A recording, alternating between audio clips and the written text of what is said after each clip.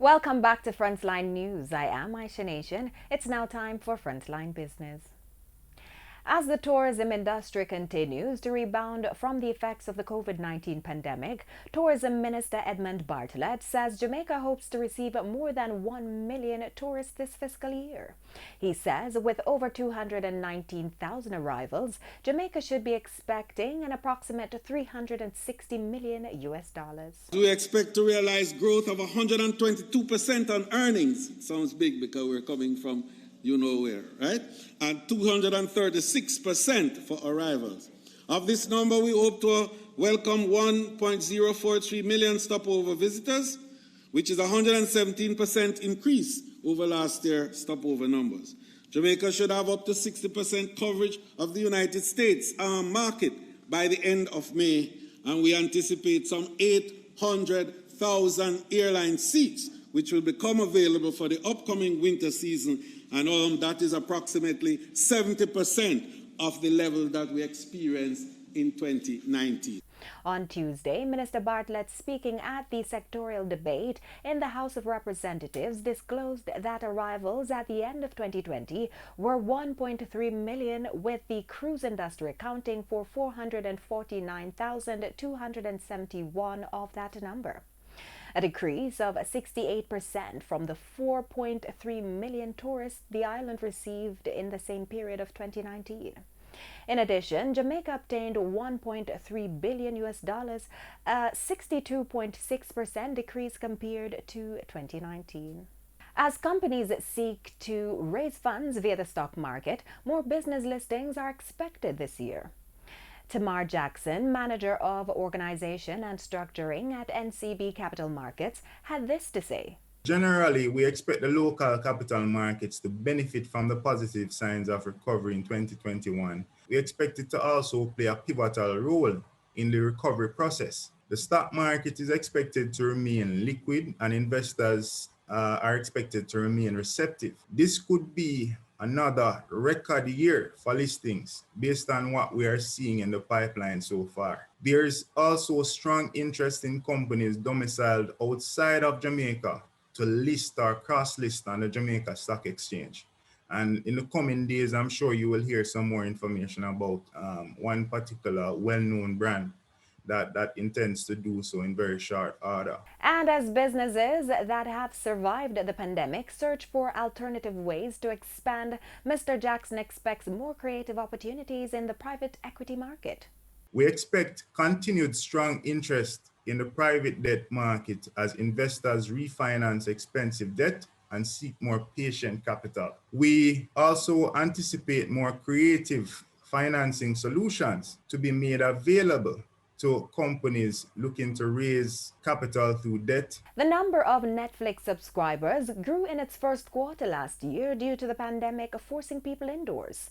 Netflix kicked off 2021 with a major subscriber drop as vaccinations intensified. The streaming service announced on Tuesday that it now has 208 million global subscribers, up from 4 million in the first quarter of 2021, but falling short of its own goal of 210 million.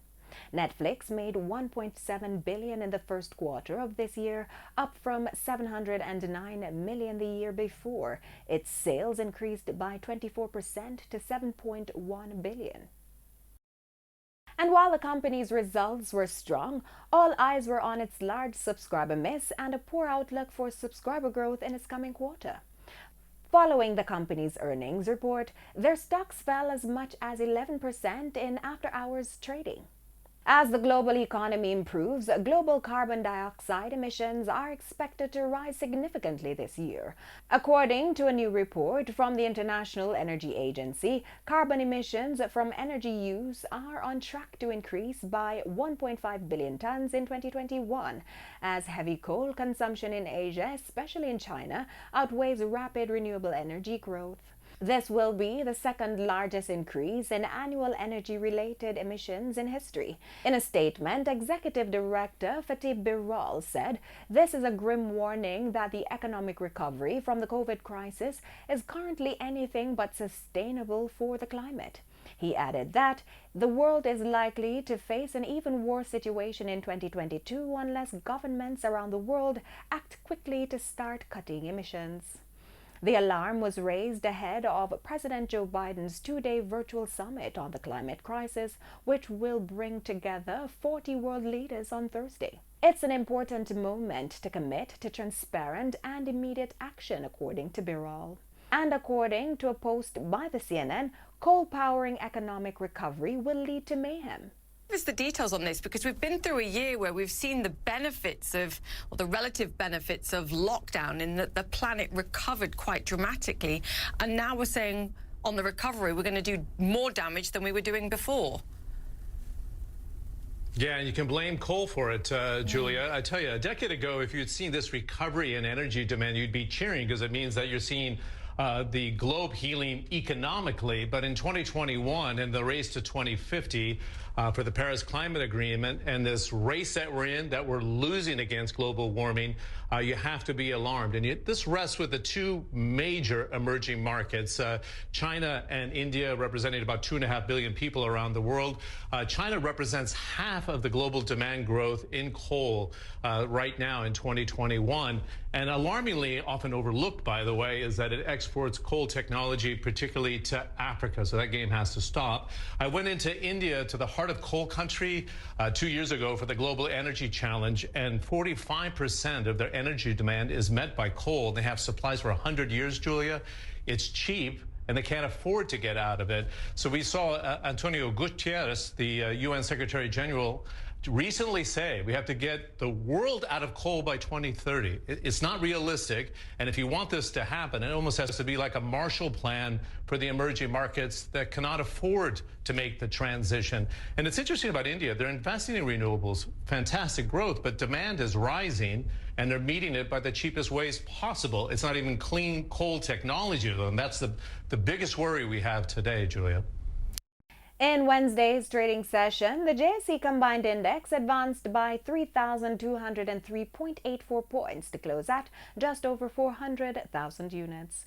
Overall, market activity resulted from trading in 87 stocks, of which 45 advanced, 29 declined, and 13 traded firm. The Junior Market Index advanced by 48.6 points to close at just over 3,000 units. Stocks advanced for Access Financial Services, AMG Packaging and Paper Company, Blue Power Group, CAC 2000 9.5% cumulative redeemable preference shares, and Caribbean Cement Company Limited.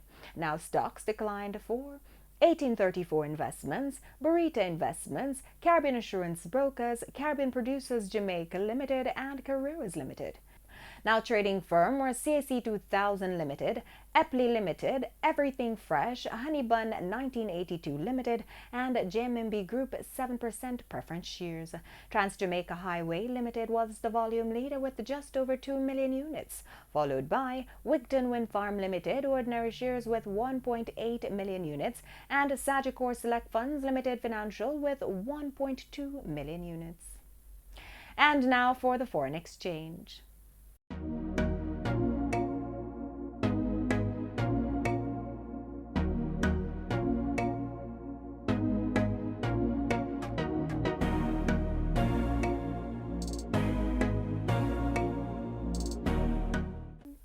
Oil prices on Wednesday fell for a second day to their lowest in a week on a surprised build in U.S. crude inventories and concerns surging COVID-19 cases in India will drive down fuel demand in the world's third biggest oil importer.